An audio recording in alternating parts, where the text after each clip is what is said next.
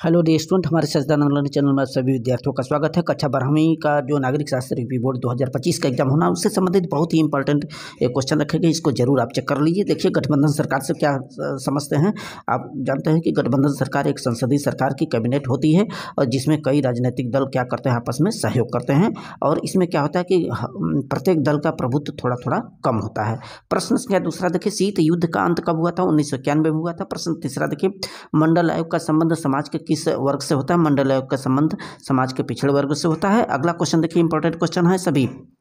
शाक थेरेपी क्या थी? अर्थव्यवस्था पर क्या प्रभाव पड़ा था? शाक थेरेपी का अर्थ होता है कि किसी को चोट पहुंचा करके, आघात पहुंचा करके उसका इलाज कराना, और इसका अर्थव्यवस्था पे बहुत ही बुरा असर पड़ा था। अर्थव्यवस्था उस समय क्षणभंगुर हो गई थी और असमानता, विद्रोह और आर्थिक संकट की स्थिति उत्पन्न हो गई थी। प्रश्न संख्या 5 देखिए, मंडल आयोग ने अपनी सिफारिश को कब सरकार के समक्ष पेश किया था? 1980 में।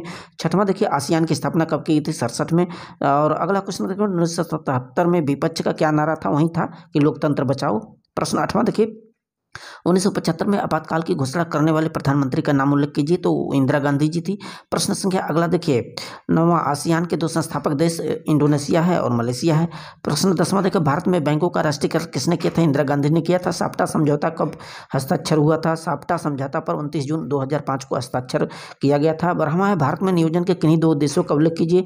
नियोजन के दो उद्देश्य होता है कि जैसे आर्थिक क्षेत्र में वृद्धि के लिए विकास पर जोर देना, और दूसरा होता है सामाजिक क्षेत्रों में सबके हितों का ख्याल करने के लिए नीतियां बनाना। प्रश्न 13 है, मिश्रित अर्थव्यवस्था क्या है? मिश्रित अर्थव्यवस्था में उत्पादन के लिए सरकारी क्षेत्र व निजी क्षेत्र दोनों की आवश्यकता अनुसार प्रयोग किया जाता है। अर्थात ऐसी व्यवस्था को हम कह सकते हैं जिसमें समाजवाद और पूंजीवाद दोनों की विशेषता को शामिल किया जाता है, उसे मिश्रित अर्थव्यवस्था कहा जाता है। प्रश्न 14 है, संयुक्त राष्ट्र संघ की सुरक्षा परिषद के सदस्य देशों की कुल संख्या कितनी है? 15।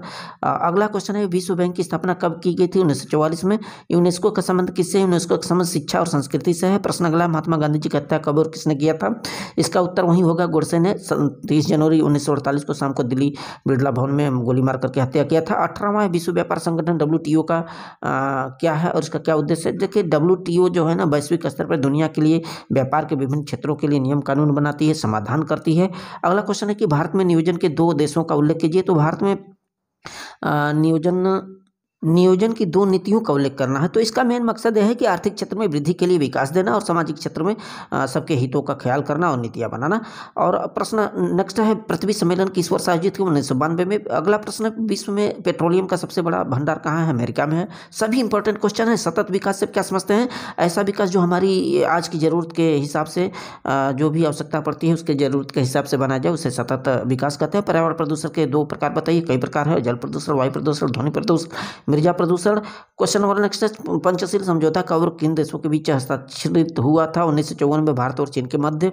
अगला क्वेश्चन देखिए, 25 में बांग्लादेश का गठन कब हुआ था? 1971 में। अंतर्राष्ट्रीय न्यायालय कहाँ स्थित है? हेग में स्थित है। क्वेश्चन नंबर 26 है, एमनेस्टी इंटरनेशनल से क्या समझते हैं? देखिए, एमनेस्टी इंटरनेशनल लंदन स्थित एक गैर सरकारी संगठन है जिसकी स्थापना दुनिया भर में उन कैदियों को रिहा करने के उद्देश्य से की गई थी जिन्हें अपनी राजनीतिक, धार्मिक व अन्य धर्मनिरपेक्ष मान्यताओं को शांतिपूर्ण अभिव्यक्ति के लिए कैद किया गया है। बहुत इंपॉर्टेंट है। अगला क्वेश्चन है, मूलवासी क्या है?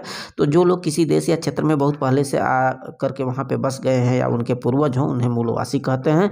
ग्लोबल वार्मिंग क्या है? ग्लोबल वार्मिंग का मतलब कि हमारे धरती का जो टेम्परेचर लगातार बढ़ रहा है, इससे जलवायु परिवर्तित हो रही है और कहीं ना कहीं दुनिया के लिए खतरे की घंटी बज रही है और ग्लेशियर कभी भी पिघल रहे हैं, उनका जलस्तर बढ़ रहा है। So very very thanks.